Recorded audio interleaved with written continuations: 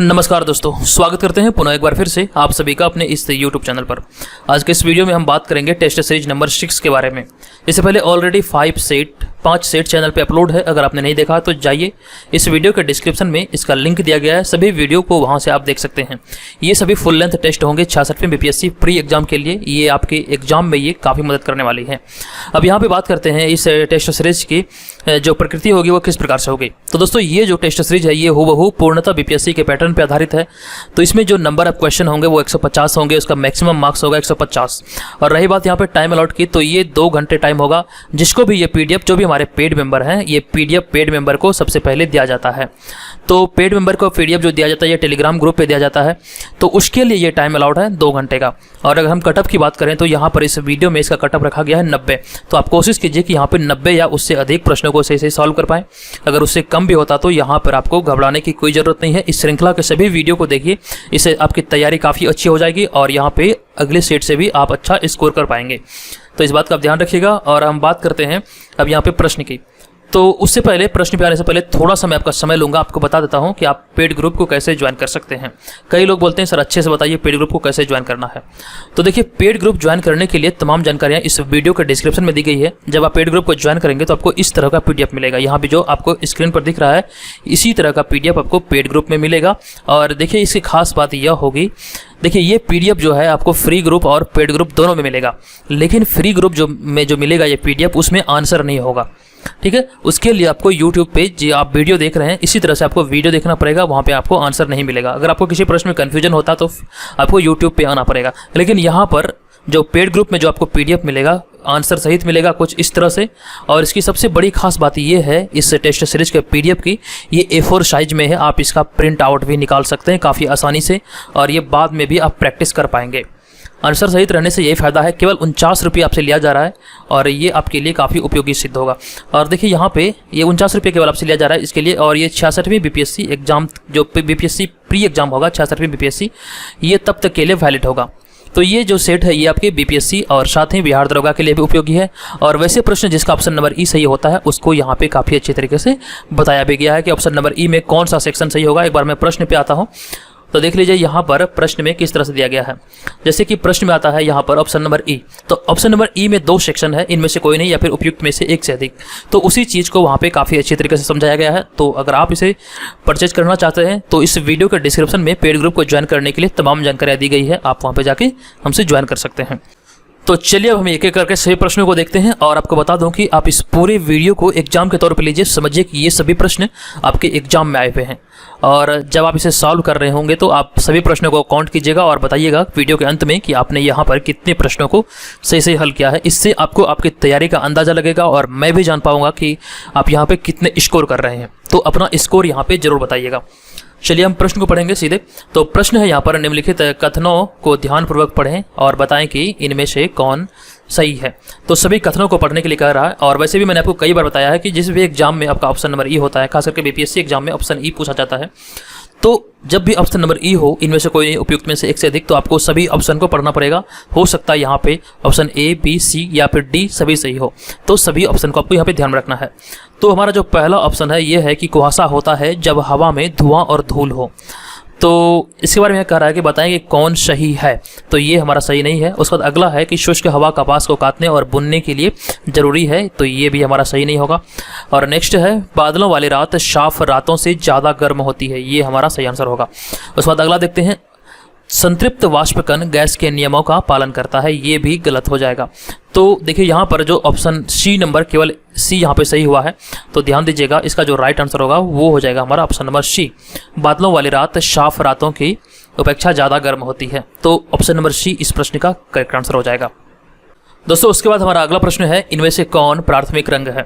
यह भी प्रश्न कई बार पूछा गया है। और आपको बता दूं कि यहाँ पर इस वीडियो की अगर मैं बात करूं तो यहाँ पर 10 से लेकर 12 प्रश्न डायरेक्टली आपका ऑप्शन नंबर E सही होगा। इस बात का आप ध्यान रखिएगा। ऑप्शन नंबर E यहाँ पर मैं आपको हिंट दे रहा हूँ एक तरह से कि 10 से 12 प्रश्न जो होंगे वो ऑप्शन नंबर E सही होगा। तो इस प्रश्न का जो राइट आंसर होगा दूसरा का, ये हो जाएगा B, C और D। तो B, C और D सही होने के बाद जैसे मैं आपको बता दूं कि लाल, हरा और नीला जो है ये प्राथमिक रंग है। तो इनमें से कोई नहीं उपयुक्त में से एक से अधिक। ई नंबर ऑप्शन यहाँ पे सही हो जाएगा, क्योंकि यहाँ पे 3 ऑप्शन सही हुआ, तो हमारा जो राइट आंसर होगा इस प्रश्न का ये हो जाएगा ऑप्शन नंबर ई। ध्यान रखिएगा। तो प्राथमिक रंग है लाल, हरा और नीला।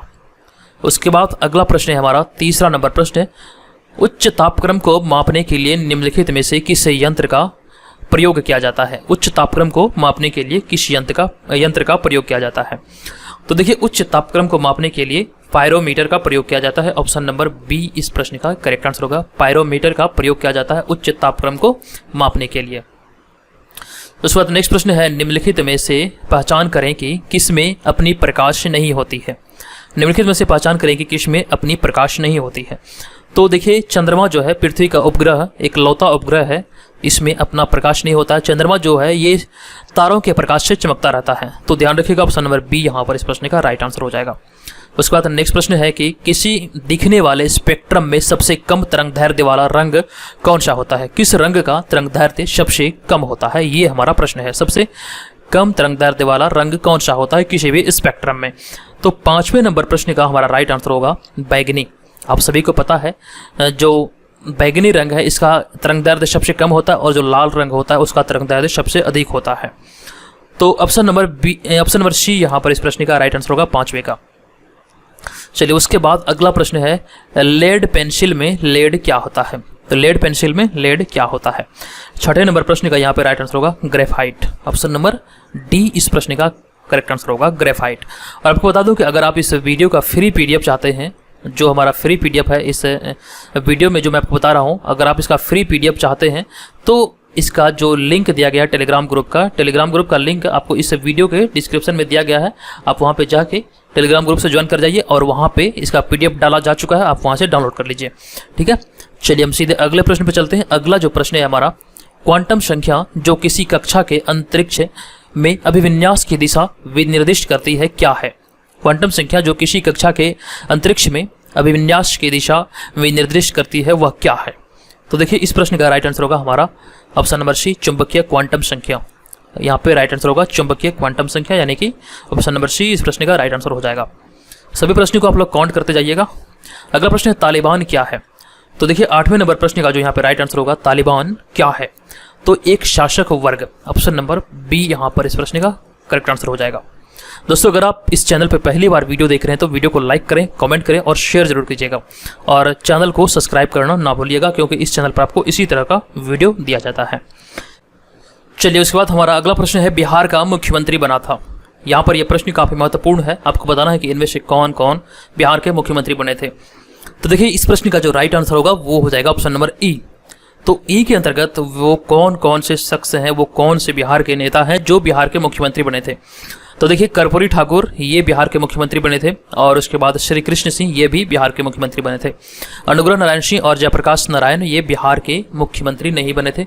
तो हमारा जो राइट आंसर होगा यहाँ पर इस प्रश्न का हो जाएगा ऑप्शन नंबर ई, यानी कि इनमें से कोई नहीं, उपयुक्त में से एक से अधिक। यहाँ जो आप ऑप्शन नंबर ए में देख रहे हैं कर्पूरी ठाकुर, इसी के बाद भोला पासवान शास्त्री बिहार के मुख्यमंत्री बने थे। तो ये भी बात आप ध्यान रखिएगा, भोला पासवान शास्त्री कर्पूरी ठाकुर के बाद भोला पासवान शास्त्री जो है ये एक्चुअली में 3 बार बिहार के मुख्यमंत्री बने थे, ये भी ध्यान रखिएगा। लेकिन यहाँ पे मैं कर्पूरी ठाकुर की बात कर रहा हूँ। जो सबसे पहली बार भोला पासवान शास्त्री बिहार के मुख्यमंत्री बने थे वो बने थे फरवरी 1968 में बीपी मंडल के बाद, और दूसरी बार भोला पासवान शास्त्री बने थे हरिहर सिंह के बाद, और तीसरी बार कर्पूरी ठाकुर के बाद बने थे बिहार के मुख्यमंत्री। तो ये सभी चीज़ों को आप ध्यान रखिएगा। अब उसके बाद हम आगे बढ़ते हैं अगले प्रश्न पे, देखते हैं हमारा अगला प्रश्न क्या है। अगला प्रश्न है, इनमें से क्या कालिदास द्वारा लिखित पुस्तक है? तो दोस्तों, ये भी प्रश्न काफी महत्वपूर्ण हो जाता है सभी एग्जाम के दृष्टिकोण से, क्योंकि देखिए यहाँ पर इस प्रश्न का राइट आंसर हो जाएगा हमारा ऑप्शन नंबर ई, कालिदास के द्वारा लिखित पुस्तक इनमें से कौन सा है? देखिए, अगर यहाँ पे ऑप्शन नंबर ई नहीं रहता तो यहाँ पे ऑप्शन का चुनाव करना आपके लिए काफी आसान हो जाता। तो देखिए, यहाँ पर ऑप्शन नंबर ई सही है, तो इसके अंतर्गत आपको देखना पड़ेगा कि ये कौन कौन सा सही है, कौन कौन सा पुस्तक कालिदास के द्वारा लिखा गया है। तो 10वें का जो शाकुंतलम और मेघदूतम ये 2 पुस्तक है, ये कालिदास के द्वारा रचित है। तो देखिए, यहाँ पर ये जो दोनों पुस्तक है ये कालिदास ने लिखा है, तो इसका जो राइट आंसर हो जाएगा ये हो जाएगा ऑप्शन नंबर ई। कालिदास द्वारा लिखित कई सारे ऐसे पुस्तक हैं जो कई बार एग्जाम में रिपीट हुए हैं, तो आप एक बार उसे पढ़ लीजिए, इससे ये होगा कि आपका 1 नंबर कम से कम फिक्स हो जाएगा। जो भी पुस्तक कालिदास के द्वारा लिखा गया है ये कई बार एग्जाम में रिपीट हुआ है, आप जब प्रश्न बैंक को देखेंगे तो आप समझ पाएंगे। उसके बाद हमारा अगला प्रश्न है, मधुबनी किसके लिए विख्यात है? मधुबनी किसके लिए विख्यात है? साहित्य, चित्रकला, बौद्ध विहार या फिर जैन मंदिर? तो 11 नंबर प्रश्न का यहाँ पे राइट आंसर होगा मधुबनी, जो पूरे विश्व में विख्यात है, ये अपनी चित्रकला के कारण विख्यात है। ऑप्शन नंबर बी यहाँ पर इस प्रश्न का करेक्ट आंसर होगा, चित्रकला। उसके बाद चलिए आगे बढ़ते हैं, हम देखेंगे अगला प्रश्न है 1857-58 के विद्रोह में अंग्रेजों ने किसके विरुद्ध लड़ा था? किसके विरुद्ध लड़ा था? तो 1857-58 के विद्रोह में अंग्रेज जो लड़े थे, ये किसके विरुद्ध लड़े थे? तो देखिए यहाँ पर 12 नंबर प्रश्न का राइट आंसर हो जाएगा हमारा ऑप्शन नंबर ई। तो देखिए इसके अंतर्गत कौन कौन सा यहाँ पे ऑप्शन सही होगा। ऑप्शन नंबर ई के अंतर्गत यहाँ पे 12 का ए, बी, सी और डी, यानी कि उपयुक्त में से एक से अधिक यहाँ पे सही हो जाएगा। वीर कुंवर सिंह के विरुद्ध लड़ा गया था, अमर सिंह इसका छोटा भाई के विरुद्ध, तात्या टोपी और नाना साहब, ये सभी ऑप्शन यहाँ पे सही होगा। अंग्रेजों ने इन सभी के विरुद्ध युद्ध किया था, तो ऑप्शन नंबर ई यहाँ पे राइट हो जाएगा। उसके बाद नेक्स्ट प्रश्न है, इनमें से कौन सी नदी बिहार में बहती है? महत्वपूर्ण प्रश्न है, इनमें से कौन सी नदी बिहार में बहती है? तो 13 नंबर प्रश्न का राइट आंसर हो जाएगा हमारा ऑप्शन नंबर सी, इनमें से गंगा नदी बिहार में बहती है। ध्यान रखिएगा 13 का यहाँ पे सी करेक्ट हो जाएगा। उसके बाद अगला प्रश्न है, सिंदरी खाद कारखाना वर्तमान में किस राज्य में स्थित है? सिंदरी खाद कारखाना जो भी है वर्तमान में, आप देखें इस ऑप्शन को, पश्चिम बंगाल, बिहार, मध्य प्रदेश और उड़ीसा, ये सभी में से कहीं भी ये स्थित नहीं है, ये झारखंड में स्थित है। तो हमारा जो राइट आंसर होगा ये हो जाएगा ऑप्शन नंबर ई, इनमें से कोई नहीं। तो इसी तरह से आपको ध्यान रखना पड़ेगा ऑप्शन नंबर ई को भी, ये आपके स्कोर को कम करने के लिए ही दिया गया है, ये आपको फंसा सकता है एग्जाम में। तो सभी ऑप्शन को पढ़िए और उसके बाद डिसाइड कीजिए कि सही आंसर कौन सा होगा। उसके बाद नेक्स्ट प्रश्न है, पंडित जवाहरलाल नेहरू द्वारा गठित संस्था योजना आयोग किस क्षेत्र में काम करता था? किस क्षेत्र में काम करता था? बताइए इसका आंसर क्या होगा। पंडित जवाहरलाल नेहरू द्वारा गठित संस्था योजना आयोग, देखिए नरेंद्र मोदी ने इस संस्था को समाप्त कर दिया है योजना आयोग को, और इसी के स्थान पर 1 जनवरी, मैं यहाँ पे लिख रहा हूँ 1 जनवरी 2015 को नीति आयोग का स्थापना किया है इसके स्थान पर। और नीति आयोग में नीति का फुल फॉर्म होता है national institute for transforming India, और इसके भी अध्यक्ष यानी कि नीति आयोग के भी अध्यक्ष हैं भारत के प्रधानमंत्री होते हैं यानी कि नरेंद्र मोदी। तो यहाँ पे बात आई है योजना आयोग की, और इसका जो स्थापना हुआ था ये 1950 में तत्कालीन प्रधानमंत्री पंडित जवाहरलाल नेहरू के द्वारा किया गया था, और उस समय भी योजना आयोग का जो अध्यक्ष होता था वो भारत के प्रधानमंत्री ही होते थे। अब से यहाँ पे प्रश्न पूछा जा रहा है कि योजना आयोग किस क्षेत्र में काम करता था? तो देखिए 15 नंबर प्रश्न का जो राइट आंसर होगा ये हो जाएगा ऑप्शन नंबर ए, यानी कि भारतीय अर्थव्यवस्था के क्षेत्र में काम करता था। तो ऑप्शन नंबर ए इस प्रश्न का करेक्ट आंसर हो जाएगा। उसके बाद अगला प्रश्न है, कावेरी जल विवाद किन प्रांतों का मामला है? कावेरी जल विवाद जो है ये किन प्रांतों का मामला है? अति महत्वपूर्ण प्रश्न है, इसका राइट आंसर होगा तमिलनाडु और कर्नाटक। तमिलनाडु और कर्नाटक प्रांतों का ये मामला है। देखिए इस वीडियो में करंट अफेयर्स को भी काफ़ी अच्छे तरीके से बताया गया है, और कुछ प्रश्न ऐसे भी हैं जो प्रीवियस एग्जाम में पूछे गए हैं बीपीएससी के, और कुछ प्रश्न ऐसे हैं जो संभावित है कि आने वाले समय में पूछा जा सकता है। नेक्स्ट प्रश्न है, निम्न में से नोबेल पुरस्कार किसको मिला है? तो 17 नंबर प्रश्न, निम्न में से जो नोबेल पुरस्कार किसको मिला है? तो सबसे पहले जान लीजिए कि इसका राइट आंसर होगा ऑप्शन नंबर ई। अब मैं आपको बताता हूँ कि ऑप्शन नंबर ई के अंतर्गत यहाँ पे कौन कौन सा सही होगा। तो देखिए नोबेल पुरस्कार जो मिला है ये ए बी और सी, अमर्त्य सेन, सी.वी. रमन और हरगोविंद खुराना, ये तीनों को नोबेल पुरस्कार से नवाजा जा चुका है। नीतीश कुमार को नोबेल पुरस्कार नहीं मिला है। ये तीनों यहाँ पे राइट आंसर होगा ऑप्शन नंबर ई। तो ध्यान रखिएगा इस प्रश्न का करेक्ट आंसर है ऑप्शन नंबर ई। चलिए हम आगे बढ़ेंगे और देखेंगे 18 नंबर प्रश्न है, बिस्मिल्लाह खां को इनमें से किस पुरस्कार से सम्मानित किया गया था? तो 18 नंबर प्रश्न का यहाँ पे राइट आंसर होगा, बिस्मिल्लाह खां को इनमें से किस पुरस्कार से सम्मानित किया गया था? तो भारत रत्न पुरस्कार से सम्मानित किया गया है बिस्मिल्लाह खां को गया था। तो ऑप्शन नंबर बी यहाँ पर राइट आंसर हो जाएगा। उसके बाद ओरांव क्या है? ये भी महत्वपूर्ण प्रश्न है। ओरांव क्या है? एक खेल, एक आदिवासी जाति, एक धर्म या फिर एक मंदिर? तो 19वें नंबर का राइट आंसर होगा एक आदिवासी जाति है ये। ओरांव एक आदिवासी जाति है। हर वीडियो में मैं आपसे एक प्रश्न पूछता हूं, आप सभी को पता है। तो इस वीडियो का आज का प्रश्न है आपके लिए कि आपको बताना है कि ओरांव जो यहाँ पे लिखा गया है, ओरांव एक आदिवासी जाति है, आपको बताना है कि ये कहाँ निवास करती है। इस वीडियो के कमेंट बॉक्स में जाइए, आप वहाँ पे बताइए कि ये कहाँ निवास करती है। आप चाहें तो इसके बारे में डिटेल में लिख सकते हैं। उसके बाद अगला प्रश्न है, निम्न में से किस राजा को पागल राजा कहा जाता था? तो 20वें नंबर प्रश्न का राइट आंसर होगा किसको पागल राजा कहा जाता था? ऑप्शन नंबर डी यहाँ पे मोहम्मद तुगलक इस प्रश्न का राइट आंसर हो जाएगा। चलिए इसके बाद हम आगे बढ़ेंगे। इसी प्रकार 21वें नंबर प्रश्न पे चलते हैं। 21वां नंबर प्रश्न हमारा होगा, निम्न में से कौन सा प्रांत बिहार के पश्चिम में स्थित है? तो देखिए यहाँ पर इस प्रश्न का जो राइट आंसर होगा, निम्न में से कौन सा प्रांत बिहार के पश्चिम में स्थित है, तो 21 का ए यहाँ पे राइट आंसर होगा, उत्तर प्रदेश। मैंने आपको बिहार की चौहद्दी कई बार बताया है, उत्तर प्रदेश इसका राइट आंसर होगा। सबसे पहले मैप के जरिए मैं यहाँ पे आपको समझाने का प्रयास करता हूँ। आप देखिए सबसे ऊपर में जो होता है ये होता है उत्तर, ठीक है, उत्तर, और फिर नीचे आ जाइए दक्षिण, ठीक है। अब उसके बाद इधर आ जाएगा पूर्व और इधर आ जाएगा आपका पश्चिम, ठीक है। तो इस तरह से होता है। तो देखिए उत्तर में जो है ये नेपाल है, बिहार के उत्तर में नेपाल एक देश है। तो बिहार के उत्तर में नेपाल, और दक्षिण की अगर मैं बात करूं तो दक्षिण में है हमारा झारखंड, ठीक है। उत्तर में नेपाल, दक्षिण में झारखंड, और पूर्व की अगर बात किया जाए तो पूर्व में जो है पश्चिम बंगाल। तो ये ध्यान रखिए, पूर्व में है पश्चिम बंगाल, और पश्चिम की अगर बात किया जाए तो पश्चिम में उत्तर प्रदेश है। पश्चिम में क्या है? उत्तर प्रदेश है। तो ध्यान रखिए पश्चिम में उत्तर प्रदेश है। तो ये चौहद्दी आप स्क्रीनशॉट ले लीजिए। इस तरह से आपको याद रखना है, उत्तर में नेपाल, दक्षिण में झारखंड, पूर्व में पश्चिम बंगाल, पश्चिम में उत्तर प्रदेश और छत्तीसगढ़। तो हमारा जो राइट आंसर होगा यहाँ पे उत्तर प्रदेश हो जाएगा। मैंने आपको ये कई बार बताया है। चलिए इसके बाद हम बढ़ते हैं आगे, अगला प्रश्न देखते हैं। अगला प्रश्न क्या है? अगला प्रश्न है, इनमें से कौन सा आनुवंशिक पदार्थ पौधे में पाया जाता है? कौन सा आनुवंशिक पदार्थ पौधे में पाया जाता है? तो इस प्रश्न का जो यहाँ पे 22 नंबर प्रश्न का यहाँ पे राइट आंसर हो जाएगा ऑप्शन नंबर ए, यानी कि डीएनए। इनमें से डीएनए आनुवंशिक पदार्थ पौधे में पाया जाता है। तो ऑप्शन नंबर ए यहाँ पर इस प्रश्न का करेक्ट आंसर हो जाएगा 22 का। उसके बाद चलिए बढ़ते हैं अगले प्रश्न पे। अगला प्रश्न है, डेंगू ज्वर निम्न में से किसके द्वारा फैलता है? तो डेंगू ज्वर जो फैलने का जो महत्वपूर्ण कारक है, ये एडिज मच्छर के कारण ये फैलता है। ऑप्शन नंबर ए यहाँ पे राइट आंसर होगा, एडिज मच्छर के कारण ये फैलता है डेंगू ज्वर। तो ऑप्शन नंबर ए यहाँ पर 23 का यहाँ पे करेक्ट आंसर हो जाएगा। उसके बाद नेक्स्ट प्रश्न में चलते हैं। अगला प्रश्न है, खून का थक्का किस कारण से बनता है? आप सभी जानते हैं ये जो बनता है खून का थक्का विटामिन के के कारण बनता है, ठीक है, विटामिन के। तो आप यहाँ पे बताइए इसका राइट आंसर क्या होगा, विटामिन के का रासायनिक नाम यहाँ पे क्या है?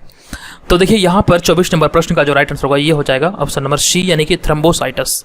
ऑप्शन नंबर सी इस प्रश्न का राइट आंसर हो जाएगा, थ्रोम्बोसाइटस। उसके बाद हमारा अगला प्रश्न है 25 नंबर प्रश्न, निम्न में से किस उपग्रह को भारत ने, ये भारत ने 2 बार लिखा गया है, तो निम्न में से किस उपग्रह को भारत ने सबसे पहले अंतरिक्ष में छोड़ा था, ये प्रश्न है। तो 25 नंबर प्रश्न का यहाँ पे राइट आंसर हो जाएगा, सबसे पहले उपग्रह को छोड़ा था भारत ने, इसका नाम क्या था? तो ध्यान रखिए इसका नाम था आर्यभट्ट, यानी कि ऑप्शन नंबर बी इस प्रश्न का यहाँ पर करेक्ट आंसर हो जाएगा। चलिए आगे बढ़ते हैं और अगला प्रश्न देखते हैं, निम्न में से कौन चांद पर सबसे पहले उतरा था? तो ये अति महत्वपूर्ण प्रश्न है, 26 नंबर प्रश्न। इसका जो राइट आंसर हो जाएगा अपोलो 11, यानी कि 26 का ऑप्शन नंबर सी, अपोलो 11 ये सबसे पहले चांद पर उतरा था। तो 26 का यहाँ पे सी करेक्ट हो जाएगा। तो यही वो बिहार जीके की पीडीएफ है जो आपको कुल मिलाकर 1000 प्रश्न यहाँ पे कवर किए गए हैं, और ये वॉल्यूम 1 है, इसका वॉल्यूम 2 भी आएगा। तो देखिए यहाँ पर प्रश्न जो होंगे कुछ इस तरह से होंगे, ऑप्शन के साथ दिया गया है, 4 ऑप्शन मिलेंगे, इसमें 5 ऑप्शन नहीं मिलेगा। ये सभी एग्जाम के लिए, बिहार में जो भी एग्जाम आयोजित होते हैं सभी एग्जाम के लिए ये उपयोगी होगा। आपको मैं यहाँ पे दिखा दूँ, कुल मिलाकर इसमें 1000 प्रश्न दिए गए हैं, इसमें 65 पेज है, और कुल मिलाकर यहाँ पर आप देख सकते हैं इसका 1000 प्रश्न को यहाँ पर कवर किया गया है। आप यहाँ पे देख लीजिए 1000 प्रश्न दिया गया है। तो इसका जो नेक्स्ट पार्ट है वॉल्यूम 2 वो जल्द ही आएगा, और इस पर काम अभी चल रहा है। तो आप इसे डाउनलोड कैसे करेंगे वो मैं आपको बता देता हूँ। तो आप इस वीडियो के डिस्क्रिप्शन में जाएंगे, वहाँ पर आपको एक लिंक दिया मिलेगा, आप उस लिंक पर क्लिक करेंगे।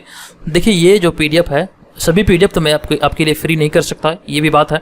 तो इसका जो कीमत रखा गया है कुल मिला के 25 रुपये लिखा गया है। तो 25 रुपये इसका कीमत रखा गया, और 5 रुपये आपसे टैक्स लिया जा रहा है। तो 25 5 30 हो गया, 30 रुपये आपको पे करना होगा इसके लिए। तो इस वीडियो के डिस्क्रिप्शन में लिंक दिया गया, आप वहाँ पर जाके इसे परचेज कर सकते हैं अगर आप चाहें तो, ठीक है। चलिए उसके बाद हम बात करेंगे अगले प्रश्न पे। हमारा अगला प्रश्न है, देखिए अगर आप पीडीएफ खरीदना चाहते हैं तो खरीद सकते हैं, अन्यथा चैनल पे वीडियो है, आप वीडियो भी देख सकते हैं, चीज़ें वहीं आपको मिलेगी दोनों। अगला प्रश्न है, निम्न में से किस में केंद्रक नहीं पाया जाता है? ये हमारा 27वां नंबर प्रश्न है। तो निम्न में से किस में केंद्रक नहीं पाया जाता है? इस प्रश्न का हमारा राइट आंसर हो जाएगा ऑप्शन नंबर सी, लाल रक्त कणिका में केंद्रक नहीं पाया जाता है। 27 का यहाँ पे option number C right answer होगा, ध्यान रखिएगा। चलिए उसके बाद हम नेक्स्ट प्रश्न में चलते हैं। अगला प्रश्न है हमारा, मनुष्य में भोजन के पाचन की क्रिया कहाँ से प्रारंभ होती है?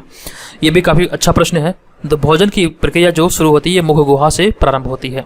ऑप्शन नंबर ए यहाँ पर इस प्रश्न का करेक्ट आंसर हो जाएगा। बीटा किरणें क्या होती है? 29 नंबर प्रश्न, बीटा किरणें क्या होती है? तो देखिए इसका जो राइट आंसर होगा ऑप्शन नंबर डी, यहाँ पे करेक्ट होगा। रेडियोधर्मी केंद्रक द्वारा विसर्जित इलेक्ट्रॉन, ये बीटा किरणें होती है, इसे रेडियोधर्मी केंद्रक द्वारा विसर्जित इलेक्ट्रॉन के भी नाम से जाना जाता है। तो ऑप्शन नंबर डी यहाँ पर इस प्रश्न का करेक्ट आंसर हो जाएगा। उसके बाद अगला प्रश्न है, प्रकाश संश्लेषण की क्रिया के दौरान किसका निर्माण होता है? तो प्रकाश संश्लेषण की क्रिया के दौरान जो निर्माण होता है ये होता है ग्लूकोज का। ऑप्शन नंबर डी यहाँ पर इस प्रश्न का राइट आंसर होगा। प्रकाश संश्लेषण की क्रिया के दौरान ग्लूकोज का निर्माण होता है। उसके बाद अगला प्रश्न है, यहाँ पर 31 नंबर प्रश्न है। ये प्रश्न है, भारत में विज्ञान दिवस किस तारीख को मनाया जाता है? तो विज्ञान दिवस जो मनाया जाता है भारत में, ये किस तारीख को मनाया जाता है? तो ध्यान रखिएगा दोस्तों, इसका 31 नंबर का जो करेक्ट आंसर हो जाएगा वो हो जाएगा 28 फरवरी, यानी कि ऑप्शन नंबर सी यहाँ पे आंसर होगा इसका। 28 फरवरी को प्रत्येक वर्ष विज्ञान दिवस के रूप में मनाया जाता है, यानी कि ऑप्शन नंबर सी यहाँ पे आपका करेक्ट आंसर होगा। उसके बाद अगला प्रश्न है, निम्नलिखित में से कौन मिश्र धातु नहीं है? 32 नंबर प्रश्न का यहाँ पे करेक्ट आंसर होगा ऑप्शन नंबर ई। इनमें से कौन मिश्र धातु नहीं है? तो इसका करेक्ट आंसर है ऑप्शन नंबर ई। तो देखिए यहाँ पर बी, सी और डी, देखिए बी में है तांबा और सी में है लोहा और सिलिकॉन, ये सभी जो है मिश्र धातु नहीं है, बल्कि पीतल जो है ये मिश्र धातु है। तो हमारा राइट आंसर होगा ऑप्शन नंबर ई। मिश्र धातु की श्रेणी में तांबा, लोहा और सिलिकॉन को नहीं रखा जा सकता है। अब उसके बाद अगला प्रश्न है 33 नंबर प्रश्न, निम्न में से कौन सा गैस वातावरण का भाग है? ये आपसे पूछा जा रहा है। तो 33 नंबर प्रश्न का भी यहाँ पे राइट आंसर हो जाएगा ऑप्शन नंबर ई। प्रश्न है, इनमें से कौन सा गैस वातावरण का भाग है? तो देखिए ए, बी और डी इसका राइट आंसर होगा। नाइट्रोजन, ऑक्सीजन और ओजोन, ये तीनों वातावरण का भाग है, जबकि क्लोरीन जो है ये वातावरण का भाग नहीं है। तो ध्यान रखिएगा, इसका हमारा राइट आंसर होगा ऑप्शन नंबर ई। ठीक है, ऑप्शन नंबर ई इस प्रश्न का करेक्ट आंसर होगा। अब उसके बाद अगला प्रश्न है, उपराष्ट्रपति किसका सभापति होता है? ये अति महत्वपूर्ण प्रश्न है, कई बार बीपीएससी में रिपीट हुआ है। तो 34 नंबर प्रश्न, उपराष्ट्रपति किसका सभापति होता है? इस प्रश्न का राइट आंसर होगा राज्यसभा का। ध्यान रखिएगा, यह प्रश्न मैं आपको कई बार भी बता चुका हूँ। नेक्स्ट प्रश्न है, भारत के प्रथम उपराष्ट्रपति कौन थे? 35 नंबर प्रश्न का राइट आंसर होगा, भारत के प्रथम उपराष्ट्रपति एस राधाकृष्णन थे। ऑप्शन नंबर डी इस प्रश्न का यहाँ पर करेक्ट आंसर होगा। नेक्स्ट प्रश्न है, अगर कोई वित्त विधेयक लोकसभा द्वारा स्वीकृत हो जाए तो राज्यसभा इसे अधिक से अधिक कितने दिनों तक रोक सकती है? तो देखिए 36 नंबर प्रश्न का यहाँ पे करेक्ट आंसर होगा ऑप्शन नंबर बी, 14 दिनों तक ये रोका जा सकता है। देखिए यहाँ पे प्रश्नों की संख्या अधिक हो जाने के कारण मैं यहाँ पे सभी को फटाफट ले रहा हूँ। अगर आपको ज़्यादा समय चाहिए तो वीडियो के कमेंट में कमेंट करके बताइएगा, अगले वीडियो से आपको थोड़ा सा ज़्यादा समय दिया जाएगा। दोस्तों उसके बाद अगला प्रश्न है 37 नंबर प्रश्न, भारतीय संविधान में संशोधन के लिए विधेयक किसके द्वारा लाया जा सकता है? तो देखिए 37 नंबर प्रश्न का राइट आंसर जो होगा ये हो जाएगा ऑप्शन नंबर सी, यानी कि या तो लोकसभा द्वारा या फिर राज्यसभा द्वारा विधेयक लाया जा सकता है। ऑप्शन नंबर सी यहाँ पर इस प्रश्न का करेक्ट आंसर होगा। उसके बाद हम बढ़ते हैं नेक्स्ट प्रश्न पे। हमारा नेक्स्ट प्रश्न है कि भारत का कौन सा उच्च न्यायालय एक से अधिक राज्य या फिर केंद्र शासित प्रदेश के लिए है? तो देखिए 38 नंबर प्रश्न का यहाँ पे राइट आंसर होगा ऑप्शन नंबर बी, गुवाहाटी उच्च न्यायालय, यानी कि ऑप्शन नंबर बी इस प्रश्न का यहाँ पर करेक्ट आंसर होगा। एक से अधिक राज्य या फिर केंद्र शासित प्रदेश के लिए है गुवाहाटी उच्च न्यायालय। उसके बाद नेक्स्ट प्रश्न है 39 नंबर प्रश्न, अगर भारत के राष्ट्रपति के चुनाव में कोई विवाद हो तो उस विवाद को कहाँ सौंपा जा सकता है? तो देखिए उस विवाद को कहाँ सौंपा जाएगा, ये प्रश्न है, इसका राइट आंसर होगा ऑप्शन नंबर बी, भारत के सर्वोच्च न्यायालय, यानी कि सुप्रीम कोर्ट में ये सौंपा जा सकता है उस विवाद को जो भी राष्ट्रपति के चुनाव में होता है। अगला प्रश्न है, जय जवान जय किसान का नारा किसने दिया था? तो 40 नंबर प्रश्न का यहाँ पे करेक्ट आंसर होगा, जय जवान जय किसान का नारा जो दिया गया था ये लाल बहादुर शास्त्री के द्वारा दिया गया था। ऑप्शन नंबर ए यहाँ पर इस प्रश्न का करेक्ट आंसर होगा। चलिए उसके बाद हम आगे बढ़ते हैं। अगला प्रश्न है हमारा 41 नंबर प्रश्न है, सैनिक संकाय में रडार का उपयोग क्यों किया जाता है? तो सैनिक संकाय में रडार का उपयोग जो किया जाता है ये शत्रु की स्थिति का पता लगाने के लिए किया जाता है। तो ध्यान रखिए, इसका राइट आंसर होगा ऑप्शन नंबर ए, शत्रु की स्थिति का पता लगाने के लिए रडार का उपयोग किया जाता है। उसके बाद नेक्स्ट प्रश्न है, इनमें से कौन सा पदार्थ रेडियो एक्टिव है? कौन सा पदार्थ रेडियो एक्टिव है? 42 नंबर प्रश्न, अति महत्वपूर्ण प्रश्न है ये, इसका राइट आंसर हो जाएगा हमारा ऑप्शन नंबर ई, इनमें से कोई नहीं उपयुक्त में से एक से अधिक। तो यहाँ पर ए, बी और सी सही हो जाएगा, रेडियम, पोलोनियम और फिर उसके बाद ए, बी और सी, यानी कि थोरियम। रेडियम, पोलोनियम और थोरियम यहाँ पे इस प्रश्न का राइट आंसर होगा, यानी कि 42 का ए, बी और सी करेक्ट हो जाएगा। तो इस प्रश्न का हमारा फाइनल जो आंसर होगा यहाँ पर ऑप्शन नंबर ई हो जाएगा, ध्यान रखिएगा। चलिए हम आगे बढ़ते हैं। अगला प्रश्न है, लोहे पर जिंक का आवरण चढ़ाने की क्रिया को क्या कहते हैं? तो 43 नंबर प्रश्न का यहाँ पे आंसर हो जाएगा, लोहे पर जिंक का आवरण चढ़ाने की प्रक्रिया को क्या कहा जाता है? ये कहा जाता है गैल्वेनाइजेशन, यानी कि ऑप्शन नंबर बी इस प्रश्न का राइट आंसर होगा। ये भी प्रश्न मैं आपको 1-2 बार बता चुका हूँ।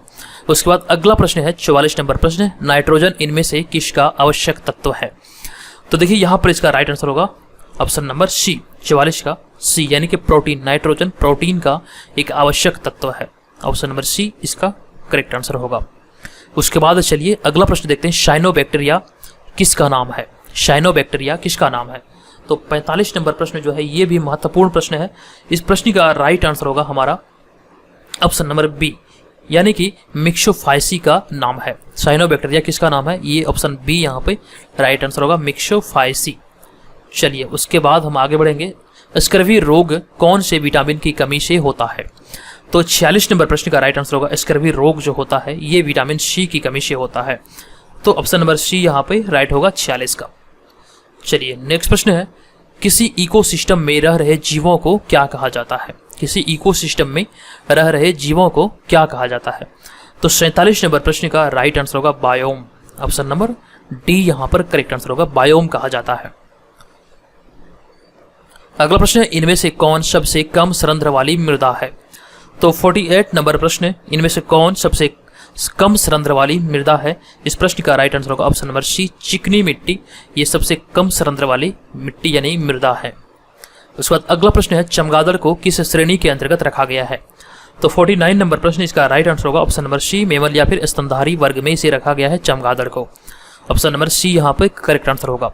अगर आप में से किसी को पता है इसे स्तनधारी वर्ग में क्यों रखा गया है तो कमेंट करके जरूर बताइएगा। अगला प्रश्न है 50 नंबर प्रश्न, यह प्रश्न है, अनुदैर्ध्य तनाव कहाँ संभव है? अति महत्वपूर्ण प्रश्न है, अनुदैर्ध्य तनाव कहाँ पर संभव है? तो 50 नंबर प्रश्न का राइट आंसर होगा सिर्फ ठोस में। सिर्फ ठोस में, यानी कि ऑप्शन नंबर ए यहाँ पर इस प्रश्न का राइट आंसर होगा, सिर्फ ठोस में ये संभव है। चलिए उसके बाद हम बात करेंगे, टेकोमीटर एक यंत्र है जिसकी सहायता से क्या मापा जाता है? टेकोमीटर की सहायता से क्या मापा जाता है, ये प्रश्न है। तो 51 नंबर प्रश्न का जो राइट आंसर होगा ये हो जाएगा घूमने की गति। टेकोमीटर से घूर्णन गति को मापा जाता है, घूर्णन गति का आकलन किया जाता है।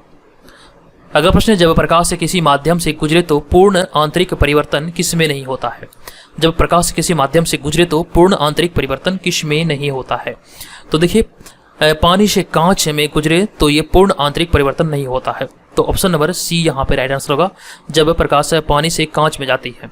तो यहाँ पर 52 का ऑप्शन नंबर सी करेक्ट हो जाएगा। उसके बाद अगला प्रश्न है 53 नंबर प्रश्न है, प्रकाश की किरण और ध्वनि की तरंग दोनों समानता है किस प्रकार से? दोनों में समानता है किस प्रकार से, प्रकाश की किरण और ध्वनि की तरंगों में? तो 53 नंबर प्रश्न का जो राइट आंसर होगा ये हो जाएगा, दोनों व्यतिकरण यानी कि इंटरफेरेंस उत्पन्न करती है। तो ऑप्शन नंबर डी ये दोनों में समानता है, दोनों व्यतिकरण या फिर इंटरफेरेंस उत्पन्न करता है। तो ऑप्शन नंबर डी ध्यान रखिएगा, इस प्रश्न का राइट आंसर होगा। चलिए उसके बाद हम आगे बढ़ेंगे और अगला प्रश्न देखेंगे। अगला प्रश्न 54 नंबर प्रश्न, प्रकाश की किरणों की समानता किसके साथ है?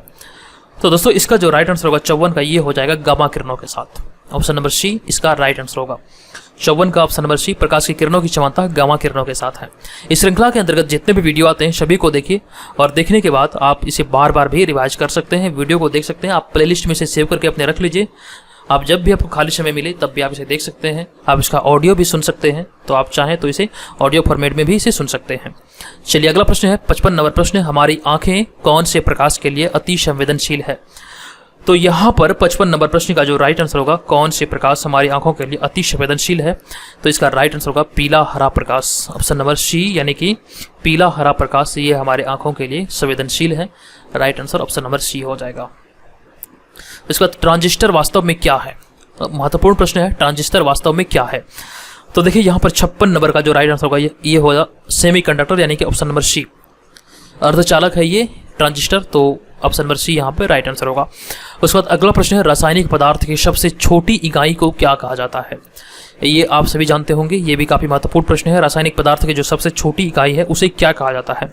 तो 57 नंबर प्रश्न का राइट आंसर होगा मॉलिक्यूल कहा जाता है। ऑप्शन नंबर डी यहाँ पर करेक्ट आंसर हो जाएगा। उसके बाद अगला प्रश्न है, जब ऑक्सीजन और हाइड्रोजन से पानी बनता है तब क्या होता है? प्रश्न को एक बार पुनः पढ़िए, जब ऑक्सीजन और हाइड्रोजन से पानी बनता है तब क्या होता है? इसका राइट आंसर होगा ऑप्शन नंबर सी या ना तो गर्मी निकलती है ना अवशोषण होता है। तो ऑप्शन नंबर सी यहाँ पे राइट आंसर होगा। ऑप्शन नंबर ए में हमसे कहा जा रहा था कि गर्मी निकलती है, तो ये गलत था। गर्मी का अवशोषण होता है, ये भी गलत था।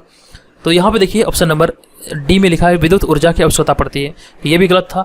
तो ऑप्शन नंबर सी यहाँ पे हमारा राइट था कि ना तो गर्मी निकलती है और ना ही इसका अवशोषण होता है। तो ध्यान रखिएगा, ऑप्शन नंबर सी यहाँ पर करेक्ट आंसर होगा। जब ऑक्सीजन और हाइड्रोजन से पानी बनता है तब ना तो गर्मी निकलती है ना ही अवशोषण होता है। अब उसके बाद हमारा 59 नंबर प्रश्न जो है, पानी को साफ करने के लिए इनमें से किसका प्रयोग किया जाता है। तो 59 नंबर प्रश्न का हमारा जो यहाँ पर राइट आंसर होगा ये हो जाएगा ऑप्शन नंबर बी, यानी कि ब्लीचिंग पाउडर। पानी को साफ करने के लिए ब्लीचिंग पाउडर का प्रयोग किया जाता है। एक सेकंड में पिछला प्रश्न को देख लूँ। हाँ, पिछला प्रश्न में मैंने ऑप्शन नंबर सी बताया था। हाँ जी, बिल्कुल सही है। तो 59 नंबर प्रश्न है, पानी को साफ करने के लिए ब्लीचिंग पाउडर का प्रयोग किया जाता है। तो ऑप्शन नंबर बी यहाँ पे इसका राइट आंसर हो जाएगा। उसके बाद अगला प्रश्न है, सेमीकंडक्टर में जिस तत्व का प्रयोग किया जाता है उसे क्या कहा जाता है। सेमीकंडक्टर में जिस तत्व का प्रयोग किया जाता है उसे क्या कहा जाता है। तो देखिए इसका जो राइट आंसर होगा ये हो जाएगा option number D, germanium. Option number D इस प्रश्न का राइट आंसर होगा, जर्मेनियम इसे कहा जाता है। चलिए 61 नंबर प्रश्न पर चलते हैं। हीरे की ऐसी क्या खास बात है जो उसे इतनी अधिक कीमती बनाती है। तो 61 नंबर प्रश्न इसका राइट आंसर हो जाएगा ऑप्शन नंबर डी, यानी कि रिफ्रैक्टिव इंडेक्स अधिक होना। यही खास बात है जो हीरे को सबसे अधिक कीमती बनाती है। ये रिफ्रैक्टिव इंडेक्स अधिक होने के कारण ये ज़्यादा कीमती हो जाता है। उसके बाद अगला प्रश्न है 62 नंबर प्रश्न, विद्युत का सबसे अच्छा कंडक्टर इनमें से कौन सा है। तो 62 नंबर प्रश्न का राइट आंसर होगा ऑप्शन नंबर बी, चांदी। चांदी जो है ये विद्युत का सबसे अच्छा कंडक्टर माना जाता है। ऑप्शन नंबर बी यहाँ पे करेक्ट आंसर होगा। उसके बाद अगला प्रश्न है, हवाई जहाज में कौन सा ईंधन प्रयोग किया जाता है। 63 नंबर प्रश्न इसका राइट आंसर होगा पेट्रोल। हवाई जहाज में पेट्रोल का प्रयोग किया जाता है। ऑप्शन नंबर डी यहाँ पर राइट आंसर होगा, पेट्रोल का प्रयोग किया जाता है। चलिए उसके बाद अगला प्रश्न है 64 नंबर प्रश्न है, प्याज में भोजन किस रूप में संग्रहित होता है। प्याज में भोजन किस रूप में संग्रहित होता है। तो इसका राइट आंसर होगा ऑप्शन नंबर बी, स्टार्च के रूप में ये भोजन संग्रहित होता है प्याज में। और उसके बाद हमारा अगला प्रश्न है 65 नंबर प्रश्न, प्राणियों में श्वसन की गति का तापमान बढ़ने से किस प्रकार असर करता है। श्वसन गति का तापमान बढ़ने से किस प्रकार असर करता है। तो इसका जो राइट आंसर होगा ये बढ़ता है। श्वसन गति का तापमान बढ़ने से मतलब कि तापमान बढ़ने से श्वसन गति बढ़ती है। तो राइट आंसर होगा हमारा ऑप्शन नंबर ए, तापमान बढ़ेगा तो श्वसन की गति भी बढ़ेगा, ये बात आप ध्यान रखिएगा। तो ऑप्शन नंबर ए यहाँ पर इस प्रश्न का करेक्ट आंसर हो जाएगा। अब इसके बाद अगला प्रश्न है 66 नंबर प्रश्न, निम्न में से कौन सा हार्मोन है। तो यहाँ पे आपको हार्मोन का पहचान करना है कि कौन सा इनमें से हार्मोन है। तो देखिए 66 नंबर का यहाँ पे सबसे पहले जान लीजिएगा, ऑप्शन नंबर ई यहाँ पे राइट होगा और इसके अंतर्गत बी, सी और डी यहाँ पे सही हो जाएगा, यानी कि इंसुलिन, ग्लूकेगन और थायरोक्सिन। बी, सी और डी यहाँ पे राइट आंसर होगा। इनमें से इंसुलिन, ग्लूकेगन और थायरोक्सिन ये सभी हार्मोन है। तो 66 नंबर का यहाँ पे ऑप्शन नंबर ई राइट आंसर हो जाएगा। ठीक है, ऑप्शन नंबर ई इस प्रश्न का करेक्ट आंसर होगा। उसके बाद अगला प्रश्न है, आरबीसी को यदि हाइपरटोनिक द्रव में रखा जाए तो क्या होगा। आरबीसी को यदि हाइपोटोनिक द्रव में रखा जाए तो क्या होगा। तो 67 नंबर प्रश्न का यहाँ पे आंसर हो जाएगा ऑप्शन नंबर ए, संकोचित होकर जल छोड़ेगा। ऑप्शन नंबर ए, संकोचित होकर जल छोड़ेगा, इस प्रश्न का यहाँ पे करेक्ट आंसर होगा। चलिए उसके बाद अगला प्रश्न है, डायबिटीज मेलाइटस किसकी कमी से होता है। डायबिटीज जो रोग है ये किसकी कमी से होता है। तो देखिए ये जो होता है एक्चुअली में इंसुलिन की कमी से होता है। तो ऑप्शन नंबर ए यहाँ पर इसका करेक्ट आंसर होगा। ये प्रश्न आसान था। उसके बाद अगला प्रश्न है, निम्नलिखित में से कौन सी वंशीय बीमारी है। निम्नलिखित में से कौन सी वंशीय बीमारी है। तो 69 नंबर प्रश्न का राइट आंसर होगा यहाँ पर हमारा ऑप्शन नंबर ई, इनमें से कोई नहीं, उपयुक्त में से एक से अधिक। तो 69 के अंतर्गत आपका ए, बी और डी। ए, बी और डी की अगर हम बात करें तो देखिए ए, बी और डी में हमारा जो है ये है हीमोफीलिया और फिर रंगीन अंधपन और फिर एल्बिनिज्म। ये सभी जो है ये वंशीय बीमारी है। तो ध्यान रखिए इसका जो राइट आंसर होगा ये हो जाएगा ऑप्शन नंबर ई। चलिए इसी प्रकार से आप बने रहिए पूरे वीडियो में, निसंदेह ही आपको मदद मिलेगी। अगला प्रश्न है, इलेक्ट्रिक चार्ज की इकाई क्या है। 70 नंबर प्रश्न, इलेक्ट्रिक चार्ज की इकाई क्या है। इस प्रश्न का राइट आंसर होगा कूलम्ब। इलेक्ट्रिक चार्ज की इकाई है कूलम्ब। और फिर उसके बाद हमारा अगला प्रश्न है 71 नंबर प्रश्न, स्वतंत्रता पूर्वक गिरते पिंड के लिए ऊर्जा शून्य रहती है, निरंतर गिरती है, फिर स्थिति रहती है और निरंतर बढ़ती है। तो देखिए यहाँ पर इस प्रश्न का जो राइट आंसर होगा ये हो जाएगा ऑप्शन नंबर सी, स्थिति रहती है बराबर। तो ऑप्शन नंबर सी यहाँ पर करेक्ट आंसर हो जाएगा इस प्रश्न का। चलिए उसके बाद हम बढ़ेंगे अगला प्रश्न पे। हमारा अगला प्रश्न है, एक्स किरणों की खोज किसने की थी। तो 72 नंबर प्रश्न का यहाँ पे राइट आंसर होगा एक्स किरणों की जो खोज किया गया था रोएंटजेन के द्वारा किया गया था। रोएंटजेन के द्वारा किया गया था एक्स किरणों की खोज। तो ऑप्शन नंबर डी इस प्रश्न का करेक्ट आंसर हो जाएगा। अब उसके बाद अगला प्रश्न है मरुस्थल में मृग तृष्णा मिलने का क्या कारण है। मरुस्थल में मृग तृष्णा मिलने का क्या कारण है। इस प्रश्न का राइट आंसर होगा प्रकाश का पूर्ण परावर्तन। इस वजह से मरुस्थल में मृग तृष्णा मिलता है, प्रकाश का पूर्ण परावर्तन। नेक्स्ट प्रश्न है सूर्य से आते हुए पराबैंगनी किरणों से हमें कौन सुरक्षा देता है। तो सूर्य से आते हुए पराबैंगनी किरणों से जो हमें सुरक्षा देता है ये ओजोन परत देता है। ओजोन परत ही सूर्य से आते हुए पराबैंगनी किरणों से हमें बचाती है। इसका जो राइट आंसर होगा ये हो जाएगा हमारा ओजोन। ओजोन को O3 से डिनोट किया जाता है, तो ये ध्यान रखिए। इसका राइट आंसर होगा ऑप्शन नंबर बी। ठीक है, चलिए उसके बाद हम आगे बढ़ते हैं 75 नंबर प्रश्न पे चलते हैं। 75 नंबर प्रश्न है हमारा दो अणुओं के बीच सहसंयोजक बंध किसके द्वारा बनता है। तो दो अणुओं के बीच में जो सहसंयोजक बंध बनता है ये 75 का यहाँ पर राइट आंसर होगा इलेक्ट्रोस्टैटिक्स आकर्षण, यानी कि ऑप्शन नंबर डी यहाँ पे इस प्रश्न का राइट आंसर होगा। दो अणुओं के बीच में सहसंयोजक बंध इलेक्ट्रोस्टैटिक आकर्षण के कारण बनता है। उसके बाद नेक्स्ट प्रश्न है निम्नलिखित में से कहाँ मैग्नीशियम उपस्थित है। तो 76 नंबर प्रश्न का राइट आंसर होगा यहाँ पे क्लोरोफिल। सभी ऑप्शन को देखिए, क्लोरोफिल इसका राइट आंसर होगा। क्लोरोफिल में मैग्नीशियम उपस्थित होती है इन सभी में। उसके बाद अगला प्रश्न है India 2000 a vision for the new millennium के लेख किसने लिखी है। तो ये पुस्तक के जो लेखक हैं 77 नंबर प्रश्न का यहाँ पे राइट आंसर हो जाएगा ऑप्शन नंबर ई। इनमें से कोई नहीं, उपयुक्त में से एक से अधिक। तो इसके अगर हम लेखक की बात करें तो यहाँ पर इसके जो लेखक हैं ये APJ अब्दुल कलाम साहब और YS राजन, ये दोनों ने मिलकर ये India 2000 a vision for the new millennium पुस्तक लिखी है। तो ऑप्शन नंबर ई यहाँ पर राइट आंसर हो जाएगा। इस प्रश्न का राइट आंसर होगा ऑप्शन नंबर ई। चलिए उसके बाद हम आगे बढ़ते हैं। अगला प्रश्न है भारत में हरित क्रांति के प्रमुख निर्माता का क्या नाम है। तो 78 नंबर प्रश्न इसका राइट आंसर होगा भारत में हरित क्रांति के प्रमुख निर्माता का जो नाम है MS स्वामीनाथन है। ऑप्शन नंबर बी यहाँ पे राइट आंसर होगा इस प्रश्न का। उसके बाद अगला प्रश्न है कि किस देश ने सरकारी सेवाओं के लिए सर्वप्रथम प्रतियोगिता परीक्षा शुरू की थी। सर्वप्रथम प्रतियोगिता परीक्षा शुरू जो किया गया था सरकारी सेवाओं के लिए ये किस देश के द्वारा शुरू किया गया था। तो दोस्तों ये जो शुरू किया गया था ये चीन के द्वारा शुरू किया गया था। ऑप्शन नंबर सी इस प्रश्न का राइट आंसर हो जाएगा। हमारा अगला प्रश्न 80 नंबर प्रश्न है भारत में राष्ट्रीय आय लेखा समंक किसके द्वारा प्रकाशित किया जाता है। तो राष्ट्रीय आय लेखा समंक जो प्रकाशित किया जाता है ये केंद्रीय सांख्यिकी संगठन के द्वारा प्रकाशित किया जाता है। तो ऑप्शन नंबर डी इस प्रश्न का करेक्ट आंसर हो जाएगा। अब उसके बाद अगला प्रश्न है बिहार टाइम्स नामक पत्रिका का प्रकाशन कब हुआ था। तो देखिए 81 नंबर प्रश्न अति महत्वपूर्ण प्रश्न है। इसका राइट आंसर होगा 1894 में बिहार टाइम्स नामक पत्रिका का प्रकाशन हुआ था। उसके बाद अगला प्रश्न है बिहार में किस रियासत के राजा ने स्वतंत्रता संग्राम में भाग लिया था। तो 82 नंबर प्रश्न का यहाँ पे राइट आंसर होगा ऑप्शन नंबर सी जगदीशपुर के राजा ने। जो भी बिहार जीकेगा जो मैंने वीडियो आपको प्रोवाइड कराया है मैं कर रहा हूँ, ये जो मैंने बताया था आपको कि बिहार जी के जो मतलब कि आपके लिए शुरू किया गया है ये 20 पार्ट में बटा होगा। तो 20 पार्ट इस पे काम चल रहा है। ये सभी वीडियो आपको निरंतर मिल रहा है भी। इसका कुछ पार्ट दिया गया है और कुछ पार्ट यहाँ पे रेगुलर चैनल पे अपलोड होते रहेगा। तो चैनल पे सब्सक्राइब करने के बाद आप बेल आइकन को जरूर दबा लीजिए ताकि जब भी वीडियो आएगा तो उस सभी वीडियो का नोटिफिकेशन सबसे पहले आप तक पहुँचेगा और आप वीडियो को सबसे पहले देख पाएंगे। चलिए हम आगे बढ़ते हैं और अगला प्रश्न है 2020 में आयोजित योग दिवस का विषय क्या था। 83 नंबर प्रश्न इस प्रश्न का राइट आंसर होगा 2020 में योग दिवस का विषय क्या था। तो देखिए 83 नंबर का जो राइट आंसर होगा घर पर योग परिवार के साथ ही योग। ऑप्शन नंबर डी यहाँ पर 83 का सही आंसर होगा। घर पर योग परिवार के साथ ही योग 83 नंबर का यहाँ पे राइट आंसर होगा। अब उसके बाद हम आगे बढ़ेंगे और देखेंगे अगला प्रश्न अमेरिकी सैन्य अकादमी से ग्रेजुएट होने वाली पहली सिख महिला बनने का गौरव किसे प्राप्त हुआ है। अमेरिकी सैन्य अकादमी से ग्रेजुएट होने वाली पहली सिख महिला बनने का गौरव किसे प्राप्त हुआ है। तो देखिए 84 का यहाँ पे राइट आंसर होगा अनमोल नारंग को ये गौरव प्राप्त हुआ है। चलिए उसके बाद हम आगे बढ़ेंगे। अगला प्रश्न है बिहार कांग्रेस सोशलिस्ट पार्टी का गठन कब हुआ था। तो बिहार कांग्रेस सोशलिस्ट पार्टी का गठन जो हुआ था ये हुआ था 1934 में। ये मैं आपको कई बार बताया हूँ। ऑप्शन नंबर सी यहाँ पे राइट आंसर हो जाएगा। अगला प्रश्न है 1866 और 86 के बीच के नील के खेतिहरों के बिहार में हुए विद्रोह के क्षेत्र कौन से हैं। जो नील खेतिहरों से संबंधित जो विद्रोह हुआ था वो कौन सा है जो 1866 और 86 के बीच में जो विद्रोह हुआ था। तो देखिए यहाँ पर 86 नंबर प्रश्न का जो राइट आंसर होगा ये हो जाएगा यहाँ पे हमारा ऑप्शन नंबर डी यानी कि चंपारण और मुजफ्फरपुर। ऑप्शन नंबर डी यहाँ पे हमारा राइट आंसर होगा चंपारण और मुजफ्फरपुर। अगला प्रश्न है 1830 के दशक में पटना नगर किसका केंद्र था। इस प्रश्न का राइट आंसर होगा पटना नगर वहाबी आंदोलन का केंद्र था 1830 के दशक में।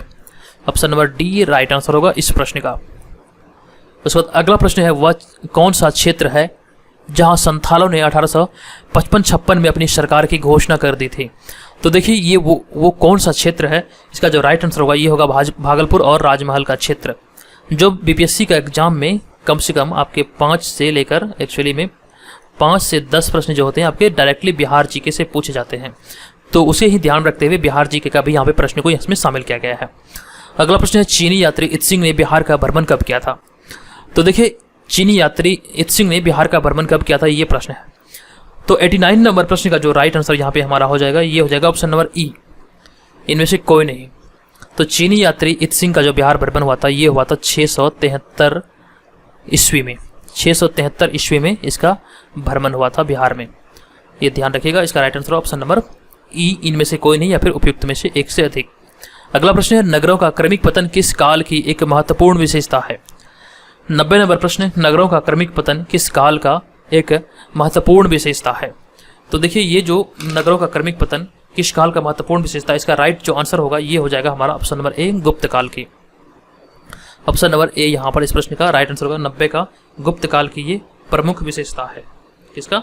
गुप्त काल की ये प्रमुख विशेषता है। चलिए उसके बाद हम आगे बढ़ेंगे और देखेंगे हम अगला प्रश्न। हमारा अगला प्रश्न 91 नंबर प्रश्न है, उच्चतम न्यायालय के न्यायाधीश के अवकाश ग्रहण की उम्र सीमा क्या है। तो 91 नंबर प्रश्न है, उच्चतम न्यायालय के न्यायाधीश के अवकाश के ग्रहण की जो उम्र सीमा है वो क्या है, ये प्रश्न है। इसका राइट आंसर होगा हमारा ऑप्शन नंबर सी, 65 वर्ष। ऑप्शन नंबर सी इस प्रश्न का यहाँ पर करेक्ट आंसर होगा, 65 वर्ष इसका सीमा है। उसके बाद अगला प्रश्न है, भारत एक गणतंत्र राष्ट्र हुआ, ये कब भारत गणतंत्र घोषित हुआ था। तो 92 नंबर प्रश्न का यहाँ पे राइट आंसर होगा 26 जनवरी 1950 को भारत का संविधान पूर्ण रूप से लागू हुआ था और भारत को गणतंत्र घोषित किया गया था। अगला प्रश्न है, चिपको आंदोलन का नेतृत्व किया गया था किसके द्वारा। तो 93 नंबर प्रश्न का यहाँ पे राइट आंसर होगा सुंदरलाल बहुगुणा के द्वारा चिपको आंदोलन का नेतृत्व किया गया था। चिपको आंदोलन का प्रणेता सुंदरलाल बहुगुणा था। अगला प्रश्न, इनमें से कौन भारत के राष्ट्रपति द्वारा नियुक्त होता है। तो इसका राइट आंसर होगा 94 का ऑप्शन नंबर ई, इनमें से कौन भारत का राष्ट्रपति द्वारा नियुक्त होता है।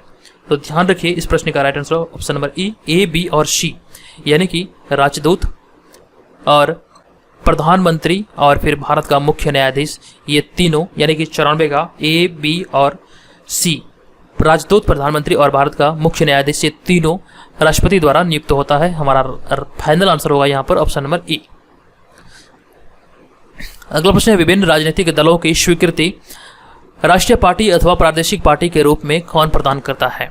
विभिन्न राजनीतिक दलों की स्वीकृति राष्ट्रीय पार्टी अथवा प्रादेशिक पार्टी के रूप में कौन प्रदान करता है। 95 नंबर प्रश्न का यहाँ पे राइट आंसर होगा ऑप्शन नंबर बी, चुनाव आयोग के द्वारा ये प्रदान किया जाता है। तो ध्यान रखिए ऑप्शन नंबर बी सही आंसर होगा। उसके बाद अगला प्रश्न है, भारत की सबसे बड़ी नदी कौन सी है। भारत की सबसे बड़ी नदी कौन सी है। 96 नंबर प्रश्न का आंसर होगा गंगा। भारत में जो बहने वाली नदी है, यहाँ पे भारत में बहने वाली नदी की बात किया जा रहा है, तो इसका राइट आंसर होगा गंगा भारत की सबसे बड़ी नदी है। अगला प्रश्न है, जो राज्य नहर सिंचाई पर सर्वाधिक आश्रित है वह कौन सा राज्य है जो नहर सिंचाई पर सर्वाधिक आश्रित है। तो यहाँ पर 97 नंबर प्रश्न का हमारा राइट आंसर होगा ऑप्शन नंबर सी, पंजाब, ये नहर सिंचाई पर सर्वाधिक आश्रित है। सही आंसर ऑप्शन नंबर सी। चलिए हमारा अगला प्रश्न जो है 98 नंबर प्रश्न, ये प्रश्न है, सूर्य से सर्वाधिक दूरी पर स्थित ग्रह है। देखिए ये प्रश्न विवादित हो सकता है क्योंकि आप सभी जानते हैं कि प्लूटो जो है इसका राइट आंसर होता था, लेकिन 2006 में एक्चुअली में मैं यहाँ पे 2006 लिख रहा था, 2006 में प्लूटो को ग्रह की श्रेणी से निकालकर बौने ग्रह की श्रेणी में रखा गया। ये हुआ था कहाँ पर, ये प्राग गणराज्य में एक सम्मेलन हुआ था, वहीं पर प्लूटो को ग्रह की श्रेणी से निकालकर बौने ग्रह की श्रेणी में रखा गया। तो इसके बाद जो ग्रहों की संख्या हुई, जो कुल ग्रह हुए सौरमंडल में, वो 9 से घटकर 8 हो गया। तो अब आप यहाँ पे इस प्रकार से समझिए कि जो 8 ग्रह है, अगर मैं इसके आंसर की बात करूँ तो सबसे पहले मैं सूर्य से दूरी के अनुसार आपको समझाने का प्रयास कर रहा हूँ। दोस्तों यहाँ पर चलिए मैं आपको बताता हूँ कि जो सौरमंडल का जो मुखिया है ये सूर्य है। तो इसके निकटवर्ती ग्रह हैं जो सभी, यानी कि इसके बाद कौन कौन से ग्रह हैं वो आप जान लीजिए। सबसे निकटवर्ती जो ग्रह है ये आता है बुध, उसके बाद जो आता है सूर्य, उसके बाद बुध, फिर बुध का आता है शुक्र और फिर आता है पृथ्वी, फिर पृथ्वी के बाद है मंगल, मंगल के बाद है बृहस्पति, बृहस्पति, फिर आता है शनि, और फिर आता है अरुण, और फिर आता है वरुण। ये सभी ग्रह दूरी के क्रम के अनुसार है। जो सूर्य से दूरी का क्रमानुसार इस प्रकार से है: बुध, शुक्र, पृथ्वी, मंगल, बृहस्पति, शनि, और फिर अरुण, वरुण। तो देखिए, अगर हम यहाँ पे बात करें, प्लूटो को ग्रह की श्रेणी से ग्रह निकाल दिया गया है। एक्चुअली में निकाला गया है 2006 में। तो अगर इसे कंसीडर किया जाता है तो यहाँ पे हमारा राइट आंसर जो होगा वो हो जाएगा वरुण। जो सर्वाधिक दूरी पर स्थित ग्रह है ये वरुण। एक्चुअली में यही आंसर भी होना चाहिए, तो हम तो इसी को आंसर लेके चलेंगे, यानी कि ऑप्शन नंबर हम सी को ही इसका फाइनल आंसर मारेंगे। ठीक है, तो फाइनल आंसर होगा ऑप्शन नंबर सी, यानी कि वरुण ग्रह को सबसे मतलब कि सर्वाधिक दूरी पर स्थित ये ग्रह है सूर्य से। तो ऑप्शन नंबर सी यहाँ पे इस प्रश्न का राइट आंसर होगा, इस बात का आप ध्यान रखिएगा। चलिए उसके बाद हम अगला प्रश्न पे चलते हैं। 99 नंबर प्रश्न, स्लेट रूपांतरित रूप है। किसका रूपांतरित रूप है? स्लेट। तो 99 नंबर प्रश्न का जो हमारा राइट आंसर होगा ये हो जाएगा ऑप्शन नंबर ए, सेल का। स्लेट सेल का रूपांतरित रूप है। उसके बाद अगला प्रश्न है, भारत में राष्ट्रीय मताधिकार के आधार पर पहला चुनाव कब हुआ था? भारत में राष्ट्रीय मताधिकार के आधार पर पहला चुनाव कब हुआ था? तो 100 नंबर प्रश्न का यहाँ पे राइट आंसर जो होगा हमारा ये हो जाएगा ऑप्शन नंबर सी, 1952 में। 1952 में पहली बार मताधिकार चुनाव, मतलब कि पहली बार चुनाव हुआ था। ऑप्शन नंबर क्वेश्चन नंबर 101 है हमारा, राज्यसभा के लिए चुनाव लड़ने की योग्यता की न्यूनतम उम्र है। तो 101 नंबर प्रश्न, राज्यसभा के लिए चुनाव लड़ने की योग्यता की जो न्यूनतम उम्र है ये मैं आपको कई बार बता चुका हूँ। इस प्रश्न का राइट आंसर होगा ऑप्शन नंबर सी, यानी कि 30 वर्ष राज्यसभा के लिए निर्धारित है। 101 का ऑप्शन नंबर सी यहाँ पे करेक्ट आंसर हो जाएगा। इसके बाद हमारा अगला प्रश्न जो है 102 नंबर प्रश्न, भारतीय नागरिकों के मौलिक कर्तव्य हैं। कितने मौलिक कर्तव्य हैं? तो देखिए यहाँ पर इस प्रश्न का जो राइट आंसर होगा ये हो जाएगा हमारा ऑप्शन नंबर सी, 11 मौलिक कर्तव्य है। ऑप्शन नंबर सी यहाँ पे राइट आंसर होगा। आर्टिकल अगर हम बात करें, आर्टिकल 51A में इसका मतलब कि ये निर्धारित है कि भारत में जो भारतीय संविधान है इसमें मौलिक कर्तव्य 11 है, ये इसमें वर्णित है। तो ध्यान रखिएगा, ऑप्शन नंबर सी यहाँ पर इसका राइट आंसर हो जाएगा 51A के अनुसार। उसके बाद अगला प्रश्न है, राज्यसभा में सदस्यों की अधिकतम संख्या होती है। तो 103 नंबर प्रश्न इसका राइट आंसर होगा, राज्यसभा में सदस्यों की जो अधिकतम संख्या होती है ये हो जाएगा 250। ऑप्शन नंबर सी यहाँ पे करेक्ट आंसर होगा। उसके बाद महात्मा गांधी का जन्म हुआ था, कब हुआ था? ये डेट कब है? ये जब महात्मा गांधी का जन्म हुआ था। तो 104 नंबर प्रश्न का राइट आंसर होगा 1869, 2 अक्टूबर 1869 को महात्मा गांधी का जन्म हुआ था। ऑप्शन नंबर बी यहाँ पे करेक्ट आंसर हो जाएगा। पोरबंदर गुजरात में ये जन्म हुआ था। अगला प्रश्न, सिखों के गुरुओं में गुरु गोविंद सिंह थे, प्रथम, द्वितीय, पंचम या फिर 10वें? तो यहाँ पे देखिए पंचमी लिखा गया है। तो 105 नंबर प्रश्न का राइट आंसर क्या होना चाहिए? तो देखिए सिखों के गुरुओं में गुरु गोविंद सिंह कौन से नंबर के थे? तो गुरु गोविंद सिंह के बारे में कह रहा, तो ये गुरु गोविंद सिंह जो थे सिखों के 10वें गुरु थे, गुरु Govind Singh. Option number D यहाँ पे करेक्ट आंसर हो जाएगा। उसके बाद है, कनिष्क राजा थे, किस वंश के राजा थे कनिष्क? तो आप सभी को पता है ये प्रश्न कई बार पूछा जा चुका है, कई बार मैंने आपको बताया भी है। इसका राइट आंसर होगा कुषाण वंश के। इसी के शासनकाल में कला की गांधार शैली फैली फूली थी। तो ध्यान रखिएगा, ऑप्शन नंबर सी यहाँ पर राइट आंसर हो जाएगा। पंजाब केसरी के नाम से परिचित थे, पंजाब केसरी के नाम से कौन परिचित थे? 107 नंबर प्रश्न का राइट आंसर होगा Lala Lajpat Rai. Option number D यहाँ पर करेक्ट आंसर हो जाएगा। उसके बाद अगला प्रश्न है, भारत पर आक्रमण करने वाला पहला मुसलमान था, पहला मुसलमान शासक कौन था जिन्होंने भारत पर आक्रमण किया था? तो देखिए 108 नंबर प्रश्न का यहाँ पे राइट आंसर होगा मोहम्मद बिन कासिम। ऑप्शन नंबर बी यहाँ पर करेक्ट आंसर होगा। 108 का मोहम्मद बिन कासिम ने पहली बार भारत पर आक्रमण किया था। अगला प्रश्न है, पृथ्वी अपनी धुरी पर घूमती है, कितने समय में पृथ्वी अपनी धुरी पर घूमती है? तो 109 नंबर प्रश्न का यहाँ पे अगर हम आंसर की बात करें तो ये हो जाएगा ऑप्शन नंबर सी, 23 घंटा 56 मिनट और 4 सेकंड में ये एक घूर्णन पूरा करता है। ऑप्शन नंबर सी यहाँ पर इस प्रश्न का राइट आंसर हो जाएगा। चलिए उसके बाद हम आगे बढ़ते हैं। अगला प्रश्न है, ग्रह जो सूर्य की परिक्रमा करने में 88 दिन लगाता है वह है? कौन सा ग्रह है जो कि सूर्य की परिक्रमा करने में 88 दिन लगाता है? इसका राइट आंसर होगा बुध। बुध ग्रह सूर्य की परिक्रमा करने में 88 दिन का समय लेता है। सही आंसर है ऑप्शन नंबर बी। अब उसके बाद 111 नंबर प्रश्न है, इनमें से कौन इस्पात प्लांट से युक्त नहीं है? इनमें से कौन इस्पात प्लांट से युक्त नहीं? तो 111 नंबर प्रश्न का यहाँ पे हमारा राइट आंसर होगा ऑप्शन नंबर डी, यानी कि सिंदरी जो है, सिंदरी कारखाना, ये इस्पात प्लांट से युक्त नहीं है। तो ध्यान रखिएगा, ऑप्शन नंबर डी यहाँ पर इसका राइट आंसर हो जाएगा। अगला प्रश्न है, गारो जनजाति है कहाँ की? तो 112 नंबर प्रश्न का राइट आंसर होगा गारो जनजाति जो है ये एक्चुअली में मेघालय की जनजाति है। 112 का ऑप्शन नंबर सी यहाँ पे करेक्ट आंसर हो जाएगा, ये मेघालय की है। अगला प्रश्न है, नवगठित झारखंड राज्य के प्रथम मुख्यमंत्री थे, नवगठित झारखंड राज्य के प्रथम मुख्यमंत्री कौन थे? इसका राइट आंसर होगा बाबूलाल मरांडी, यानी कि ऑप्शन नंबर सी इस प्रश्न का राइट आंसर होगा। अगला प्रश्न, नोबेल पुरस्कार प्राप्त प्रथम भारतीय कौन थे? 114 नंबर प्रश्न का यहाँ पे करेक्ट आंसर होगा option number B, Rabindranath Tagore Nobel पुरस्कार प्राप्त करने वाले प्रथम भारतीय थे। ध्यान रखिएगा ऑप्शन नंबर बी यहाँ पे इसका राइट आंसर हो जाएगा। दिल्ली चलो का नारा दिया था? 115 नंबर प्रश्न, दिल्ली चलो का नारा एस.सी. बोस, सुभाष चंद्र बोस के द्वारा दिया गया था। ऑप्शन नंबर ए यहाँ पर राइट आंसर होगा। उस बाद अगला प्रश्न है, भारत की बुलबुल किसे कहा जाता है? 116 नंबर प्रश्न, भारत की बुलबुल के नाम से किसे जाना जाता है? तो सरोजिनी नायडू इसका राइट आंसर होगा। सरोजिनी नायडू को भारत की बुलबुल के नाम से जाना जाता है। अब उसके बाद आता है अगले प्रश्न पे, पेस मेकर संबंधित हैं, किससे संबंधित हैं? तो पेस मेकर जो संबंधित है ये हृदय से संबंधित है। ध्यान रखिए इसका राइट आंसर है ऑप्शन नंबर सी, हृदय से संबंधित है। अगला प्रश्न है, भारत के प्रथम गवर्नर जनरल कौन थे? इस प्रश्न का हमारा राइट आंसर होगा लॉर्ड विलियम बेंटिक, ये भारत के प्रथम गवर्नर जनरल थे। ऑप्शन नंबर डी यहाँ पर इस प्रश्न का राइट आंसर हो जाएगा। उसके बाद 119 नंबर प्रश्न है, भारतीय राष्ट्रीय कांग्रेस के प्रथम सभापति कौन थे? तो इसका राइट आंसर होगा ऑप्शन नंबर डी, डब्ल्यू.सी. बनर्जी इसके प्रथम सभापति थे। डब्ल्यू.सी. बनर्जी के अध्यक्षता में प्रथम इसका अधिवेशन हुआ था। ऑप्शन नंबर डी यहाँ पे राइट आंसर होगा। अगला प्रश्न है, विख्यात सोमनाथ मंदिर को किसने नष्ट किया था? 120 नंबर प्रश्न, इसका राइट आंसर होगा सुल्तान महमूद ने। ऑप्शन नंबर सी यहाँ पे राइट आंसर होगा। विख्यात सोमनाथ मंदिर को सुल्तान महमूद के द्वारा नष्ट किया गया था। अब जो यहाँ पे 121 से लेकर 150 तक के जो प्रश्न होंगे ये सभी आपके करंट अफेयर्स के होंगे और यहाँ पे कुल मिलाकर इसमें 30 प्रश्न हैं। तो 30 प्रश्न में से आप कोशिश कीजिए कि कम से कम आपका 20 तो निश्चित सही हो। तो आप कोशिश कीजिए कि यहाँ पे देखिए और बताइए कितना सही होता है। तो अगला जो प्रश्न है 121 नंबर प्रश्न है, रेटिंग एजेंसी पिच के मुताबिक वित्त वर्ष 2021 से 22 में भारत की जीडीपी ग्रोथ कितने रहने का अनुमान लगाया गया है? तो देखिए ये जो अनुमान लगाया गया है ये कितना रहने का अनुमान लगाया गया है पिच के द्वारा, जो रेटिंग एजेंसी पिच है फिच उसके द्वारा कितना रहने का अनुमान लगाया गया है। तो देखिए 121 का जो राइट आंसर होगा ये हो जाएगा हमारा option number C 9.5%। Option number C इस प्रश्न का राइट आंसर होगा 9.5% ये अनुमान लगाया गया है। इस बात हमारा अगला प्रश्न में चलते हैं। अगला प्रश्न है, गुजरात के गिर जंगलों में पाए जाने वाले एशियाई शेरों की संख्या 2015 के मुकाबले बढ़कर कितनी हो गई है? तो इसका जो राइट आंसर होगा 122 का ये हो जाएगा हमारा ऑप्शन नंबर बी 674 हो गई है। ऑप्शन नंबर बी यहाँ पे इसका राइट आंसर हो जाएगा।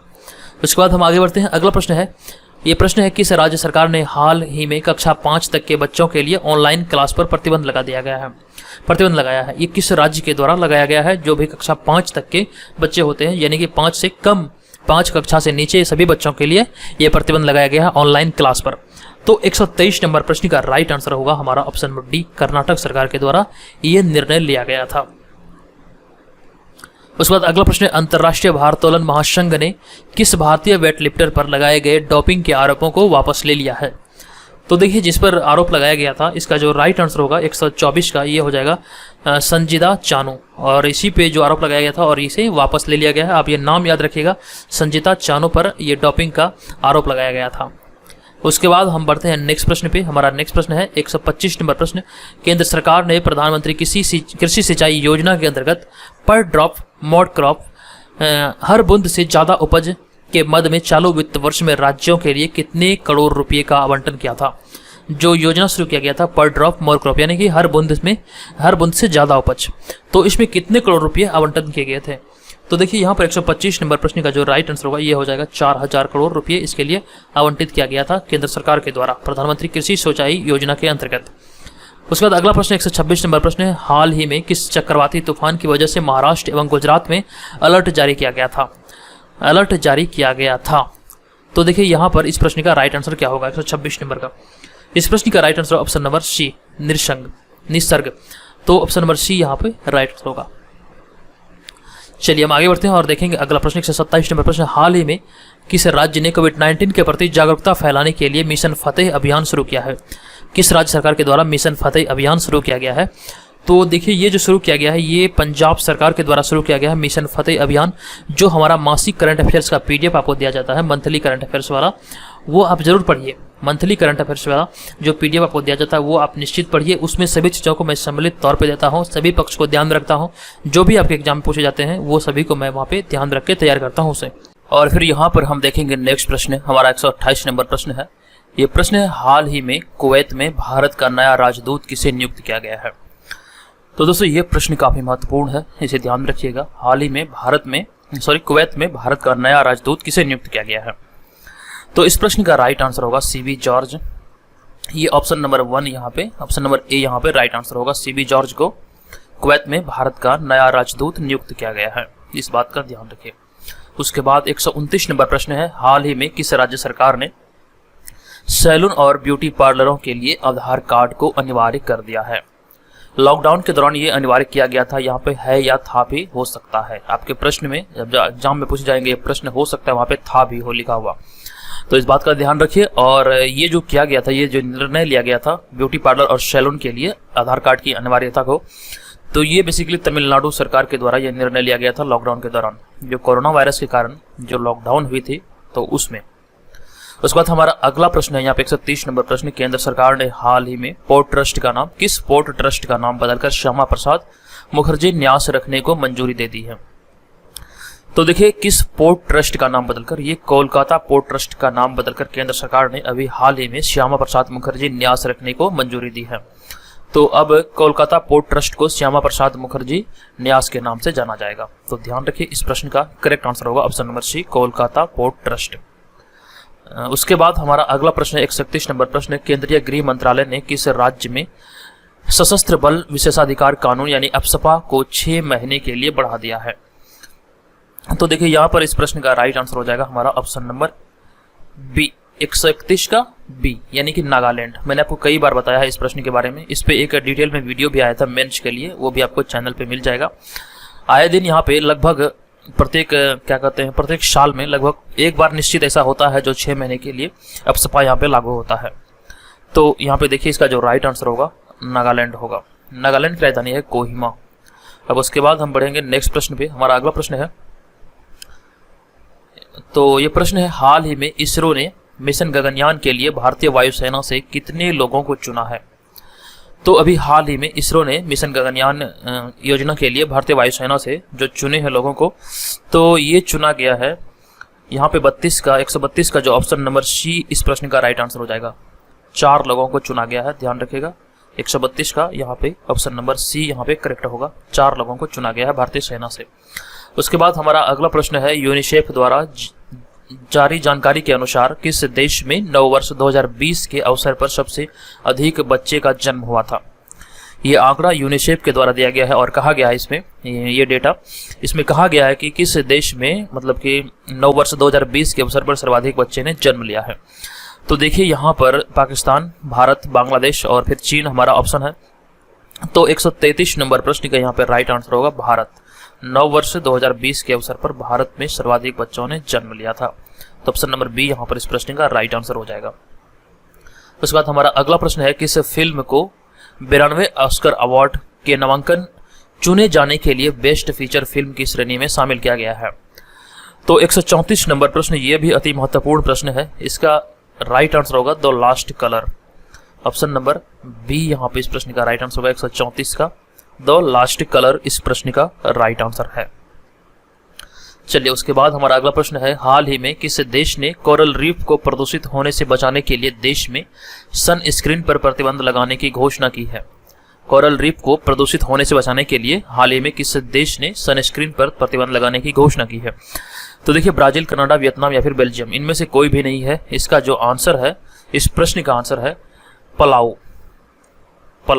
इन्होंने अपने देश में सनस्क्रीन पर प्रतिबंध लगाया, तो राइट जो आंसर होगा ये हो जाएगा पलाऊ। आप ध्यान रखिएगा। तो इस प्रश्न का करेक्ट आंसर है ऑप्शन नंबर ई, इनमें से कोई नहीं, उपयुक्त में से एक से अधिक। उसके बाद अगला प्रश्न है कि श्रम मंत्रालय ने कर्मचारियों की शिकायतों के समाधान और जमीनी स्तर पर श्रम कानूनों के प्रभावी क्रियान्वयन के लिए किस नाम से पोर्टल लॉन्च किया है। प्रश्न है, श्रम मंत्रालय ने कर्मचारियों की शिकायतों के समाधान और जमीनी स्तर पर श्रम कानूनों के प्रभावी क्रियान्वयन के लिए किस नाम से एक पोर्टल लॉन्च किया है। 136 नंबर प्रश्न, इसका राइट आंसर होगा संतुष्ट नाम से ये पोर्टल लॉन्च किया गया है श्रम मंत्रालय के द्वारा। ऑप्शन नंबर बी यहाँ पर इस प्रश्न का राइट आंसर हो जाएगा। अगला प्रश्न है, आरबीआई ने हाल ही में किस नाम से एक मोबाइल ऐप जारी किया है जिसकी मदद से दृष्टिबाधित लोग भी करेंसी नोट का मूल्य जान सकेंगे। ये भी कई काफ़ी महत्वपूर्ण प्रश्न है कि आरबीआई द्वारा एक मोबाइल ऐप जारी किया गया है जिसके माध्यम से दृष्टिबाधित लोग भी करेंसी का जो मूल्य है, करेंसी नोट का, उसको जान सकेंगे। तो ये किस नाम से ये ऐप को जारी किया गया है? तो यहाँ पर 137 नंबर प्रश्न का राइट आंसर होगा मनी नाम से ये ऐप लॉन्च किया गया है आरबीआई के द्वारा। ऑप्शन नंबर बी यहाँ पे राइट आंसर होगा। रिजर्व बैंक ऑफ इंडिया की स्थापना 1 अप्रैल 1935 को हुई थी, ये भी आप ध्यान रखिएगा। अगला प्रश्न है, बिहार सरकार ने किस पूर्व केंद्रीय मंत्री की जयंती जो 28 दिसंबर को है, तो केंद्रीय पूर्व मंत्री की जयंती को हर साल राजकीय समारोह के रूप में मनाने के फैसले को मंजूरी दे दी है। तो ये कौन से पूर्व केंद्रीय मंत्री हैं? तो 138 नंबर प्रश्न का राइट आंसर होगा अरुण जेटली। अरुण जेटली की जयंती को हर साल राजकीय समारोह के रूप में मनाने के फैसले को मंजूरी दिया गया है बिहार सरकार के द्वारा। ऑप्शन नंबर डी यहाँ पे राइट आंसर होगा। चलिए उसके बाद हम बढ़ते हैं नेक्स्ट प्रश्न पे। हमारा अगला प्रश्न है, रक्षा मंत्रालय ने हाल ही में चीफ ऑफ डिफेंस स्टाफ यानी कि सीडीएस को किस वर्ष की अधिकतम आयु सीमा तक सेवा देने के लिए नियमों में संशोधन किया है? तो अब जो इसका मतलब कि कार्यकाल होगा सेवा देने का, तो इस प्रश्न का जो यहाँ पे राइट आंसर होगा 139 का, ये हो जाएगा डी। यहाँ पे ऑप्शन नंबर डी यानी कि 65 वर्ष इसका मतलब निर्धारित किया गया है। उसके बाद हम आगे बढ़ते हैं अगला प्रश्न पे 140 नंबर प्रश्न। ये प्रश्न है, किस राज्य ने महिलाओं की सुरक्षा हेतु दामिनी नामक हेल्पलाइन लॉन्च किया है? ये आप ध्यान रखिएगा, दामिनी नामक हेल्पलाइन लॉन्च किया गया है, ये किस राज्य सरकार के द्वारा किया गया है? तो 140 नंबर प्रश्न का यहाँ पे करेक्ट आंसर होगा उत्तर प्रदेश। ये उत्तर प्रदेश के द्वारा ये लॉन्च किया गया है दामिनी नामक हेल्पलाइन। ऑप्शन नंबर डी यहाँ पर इस प्रश्न का करेक्ट आंसर हो जाएगा। चलिए उसके बाद हम आगे बढ़ेंगे। अगला प्रश्न है, किस आईआईटी संस्था के शोधकर्ताओं ने सार्वजनिक स्थानों पर सामाजिक दूरियों की निगरानी करने हेतु एक आर्टिफिशियल इंटेलिजेंस आधारित साइबर फिजिकल प्रणाली विकसित की है? तो इस प्रश्न का आंसर क्या होना चाहिए? प्रश्न को एक बार फिर से पढ़िए। किस आईआईटी संस्थान के शोधकर्ताओं ने सार्वजनिक स्थानों पर सामाजिक दूरियों की निगरानी हेतु एक आर्टिफिशियल इंटेलिजेंस आधारित साइबर फिजिकल प्रणाली विकसित की है?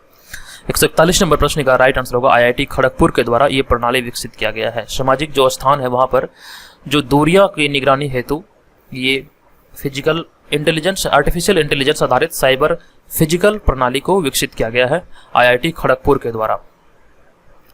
उसके बाद हमारा अगला प्रश्न है यहाँ पर 142 नंबर प्रश्न, विश्व बुजुर्ग दुर्व्यवहार रोकथाम जागरूकता दिवस किस दिन मनाया जाता है? विश्व बुजुर्ग दुर्व्यवहार रोकथाम दिवस किस दिन मनाया जाता है? तो याद रखिए आप सभी, ये मनाया जाता है 15 जून को। ऑप्शन नंबर बी यहाँ पर इस प्रश्न का करेक्ट आंसर होगा। 15 जून को ये प्रत्येक वर्ष मनाया जाता है। अगला प्रश्न है, भारतीय रिजर्व बैंक यानी कि आरबीआई द्वारा बैंकों के पूर्णकालिक निदेशकों और मुख्य कार्यकारी अधिकारियों के लिए प्रस्तावित ऊपरी आयु सीमा क्या है? तो देखिए ये जो आयु सीमा है इसका राइट आंसर होगा हमारा 70 वर्ष। ऑप्शन नंबर सी इस प्रश्न का यहाँ पे करेक्ट आंसर होगा 143 का ऑप्शन नंबर सी 70 वर्ष ये है। उसके बाद अगला प्रश्न है, हाल ही में किस राज्य सरकार ने एथलीट हिमा दास के नाम खेल रत्न के लिए खेल मंत्रालय को भेजा है? एक्चुअली में ये यहाँ पे भेजा था होना चाहिए क्योंकि ये मैं करंट अफेयर्स कोई दिन पहले लिखा था, तो यहाँ पे भेजा था होना चाहिए। तो देखिए यहाँ पर इस प्रश्न का जो राइट आंसर होगा 144 का, ये हो जाएगा ऑप्शन नंबर डी असम राज्य सरकार के द्वारा ये खेल मंत्रालय को भेजा गया था। ऑप्शन नंबर डी यहाँ पर इस प्रश्न का राइट आंसर हो जाएगा। ऐसा नहीं कि ये इंपॉर्टेंट नहीं है, ये आपको भी ध्यान में भी रखना है क्योंकि हो सकता है एग्जाम में पूछ लिया जाए। अगला प्रश्न 145 नंबर प्रश्न, चुनाव आयोग ने बिहार विधान परिषद की रिक्त हो रही कितनी सीटों पर 6 जुलाई 2020 को चुनाव करने की घोषणा की थी? हालांकि इसका डेट में परिवर्तन हुआ था, तो ये देखिए ये भी करंट अफेयर से पुराना है। 6 जुलाई 2020 को ये चुनाव कराने का घोषणा किया गया था। तो कितने सीटों पर ये कराने का घोषणा किया गया था? तो 145 नंबर प्रश्न का यहाँ पर राइट आंसर होगा 145 का ऑप्शन नंबर बी, यानी कि 9 जुलाई 2020 9 सीटों पर ये कराने का फैसला किया गया था 6 जुलाई 2020 को। तो ऑप्शन नंबर बी यहाँ पे इस प्रश्न का राइट आंसर हो जाएगा। उसके बाद हम आगे बढ़ते हैं। अगला प्रश्न है, नेशनल एंटी डोपिंग एजेंसी नाडा ने अपने रहने के स्थान की जानकारी न देने के कारण कितने भारतीय क्रिकेटरों को नोटिस जारी किया है? तो 146 नंबर प्रश्न का यहाँ पर राइट आंसर होगा ऑप्शन नंबर सी, 5 खिलाड़ियों पर ये नोटिस जारी किया गया है। तो ध्यान रखिए ऑप्शन नंबर सी यहाँ पर इस प्रश्न का राइट आंसर हो जाएगा। चलिए अगला प्रश्न है हमारा, हाल ही में केंद्र सरकार ने किस नाम से health care supply chain portal launch किया है? केंद्र सरकार ने हाल ही में किस नाम से health care supply chain portal launch किया है? 147 नंबर प्रश्न का राइट आंसर हो जाएगा ऑप्शन नंबर सी, आरोग्य पथ नाम से ये लॉन्च किया गया है। ध्यान रखिएगा, इसका राइट आंसर होगा आरोग्य पथ, यानी कि ऑप्शन नंबर सी यहाँ पे करेक्ट आंसर हो जाएगा। उसके बाद नेक्स्ट प्रश्न है, हाल ही में नासा ने पहली बार किस महिला को स्पेस फ्लाइट प्रोग्राम का प्रमुख नियुक्त किया है? हाल ही में नासा ने पहली बार किस महिला को स्पेस फ्लाइट प्रोग्राम का प्रमुख नियुक्त किया है? तो 148 नंबर प्रश्न, यहाँ पर इस प्रश्न का हमारा आंसर जो होगा ये हो जाएगा 148 का ऑप्शन नंबर डी, यानी कि कैथी ल्यूडर्स। 148 का ऑप्शन नंबर डी यहाँ पे कैथी ल्यूडर्स इस प्रश्न का राइट आंसर हो जाएगा, कैथी ल्यूडर्स। चलिए उसके बाद हम आगे बढ़ते हैं और देखते हैं हमारा अगला प्रश्न 149 नंबर प्रश्न। तो दोस्तों यहाँ पर 149 नंबर प्रश्न है, विश्व फुटबॉल की नियामक संस्था फीफा की तरफ से जारी वर्ल्ड रैंकिंग में भारतीय पुरुष फुटबॉल टीम कितने स्थान पर कायम है? तो 149 नंबर प्रश्न का यहाँ पे राइट आंसर हो जाएगा, ये भारतीय पुरुष फुटबॉल टीम जो है 108वें स्थान पर है। ऑप्शन नंबर सी यहाँ पर इस प्रश्न का राइट आंसर होगा। उसके बाद हमारा 150 नंबर प्रश्न है, और ये प्रश्न है कि भारत किस देश में कोविड-19 महामारी से निपटने के विभिन्न पहलुओं से संबंधित 4 पेशेवर पाठ्यक्रम को शुरू करेगा? तो 150 नंबर प्रश्न का जो यहाँ पर राइट आंसर होगा ये होगा बांग्लादेश। बांग्लादेश में ये पाठ्यक्रम को शुरू करने का निर्णय लिया गया है भारत के द्वारा। तो ऑप्शन नंबर डी यहाँ पे राइट आंसर होगा। तो दोस्तों इसी तरह के जो मैं यहाँ पे आपको टेस्ट सीरीज दिया, तो अगर आप इसका पीडीएफ चाहते हैं तो यहाँ पे तमाम जानकारी लिखी गई है, आप पढ़ के आप इस व्हाट्सअप नंबर पे पेड करेंगे, उसके बाद आपको पूरी जानकारी जाएगी आपको इस पेड ग्रुप में क्या क्या मिलेगा। तो आप चाहें तो यहाँ पे हमें इस टेस्ट सीरीज को ज्वाइन कर सकते हैं। तमाम जानकारियाँ इस वीडियो के डिस्क्रिप्शन में भी दी गई है।